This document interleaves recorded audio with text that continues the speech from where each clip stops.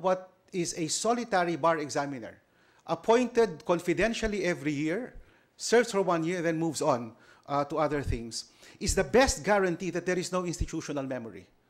In other words, Your Honor, kung may mali this year, either in the design of the questions, in the allocation of points, in the focus of the cases, there is no institutional memory by which to carry that forward.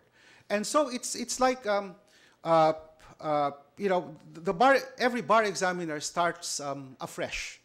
And for me, it is important to have a way by which to, you know, to collect the wisdom, the accrued wisdom over the years, so that the examinees are not caught by surprise, so that they have a relatively a stable expectation of the range of questions, etc., etc. That is on the selection of lawyers. Second, Your Honor, the teaching of ethics. You see, Your Honor, with ethics, it is easy to do more of the same thing. In other words, more points in the bar exam. I mean, greater percentage in the bar exam, more courses to be taught, more seminars, more MCLE credits required. Your Honor, I think it is time to focus less on the quantitative and more on the qualitative. It is the approach. Because with the current approach, by teaching students and lawyers more and more of the ethical rules, they also learn more and more of the loopholes. And then at that stage, what is the stock response? That's how lawyers are. Well, Your Honor, precisely, that's my point. We must transform the hearts and minds of lawyers. And that is why, Your Honor, what is I call it a cop-out. They say that, oh, we are just teachers. We can just shape their minds. The shaping of their hearts will happen in their homes, in their churches, elsewhere, anywhere else, but not the classroom. I contest that, Your Honor, because the teaching of ethics should not just be teaching about rules. I call it, my preferred approach is recognition of moral choice. That lawyers must realize that in their day-to-day life, the most mundane decisions are actually moral choices. And that is why they must recognize the moral dimension of otherwise, you know, mundane choices and act upon them. So, sure, the acting upon them is still a matter of conscience, but they have to confront it as a matter of conscience and not to see it purely as a matter of the technical application of rules, which will then pave the way for a lawyer, given a choice between the loophole and the right thing to do, to choose the loophole. Well, the third, Your Honor, just so that I can move forward, is something that I have discussed earlier, which is the managerial approach to managerial and proactive approach to the recruitment of judges, because it is my sense and it is my hope that we have a changing profile, Your Honor, of students today. If you notice, 10 years ago when I was dean, there were about 80, 85 law schools. Today, I think we have 120. It used to be that UP was the only law school with full-time professors and full-time students. Now there is a trend toward more and more full-time students.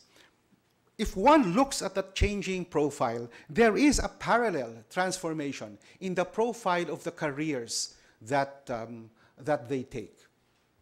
For instance, Your Honor, if we look at the recent bar exam reforms in Japan and Korea, it used to be that the passing rate in Japan was like 4 to 5%. Korea was 2 to 3%.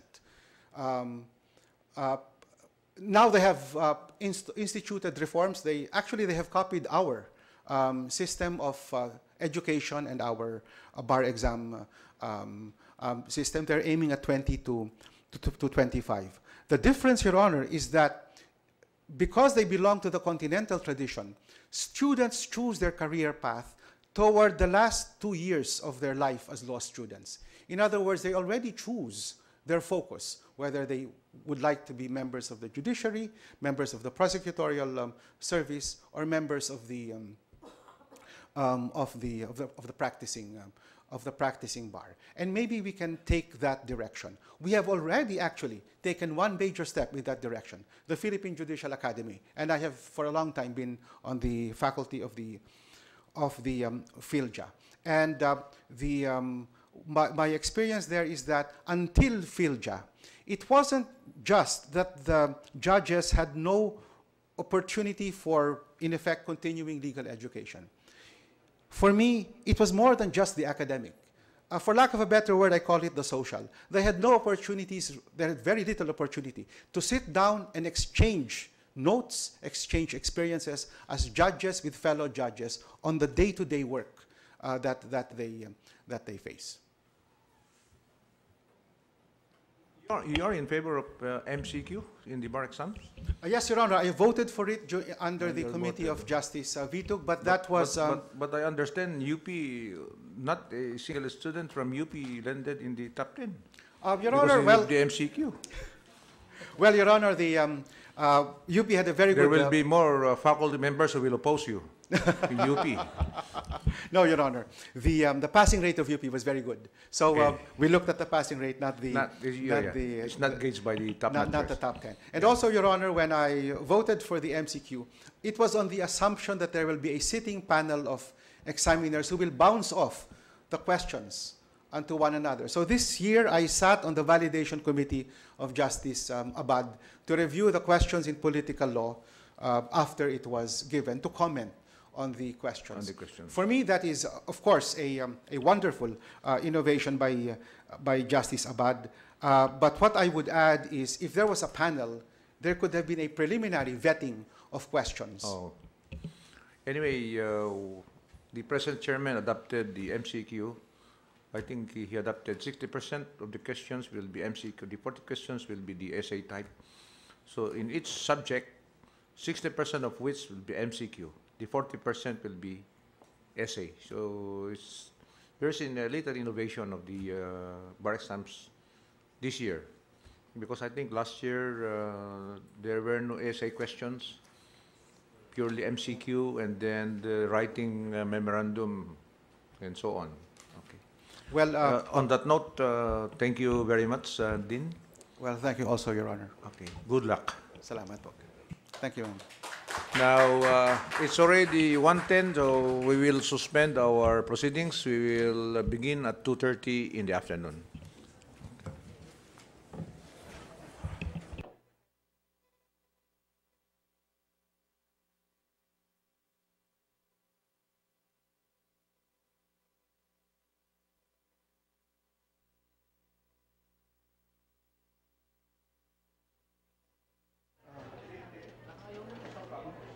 Okay lang naman to dito, no?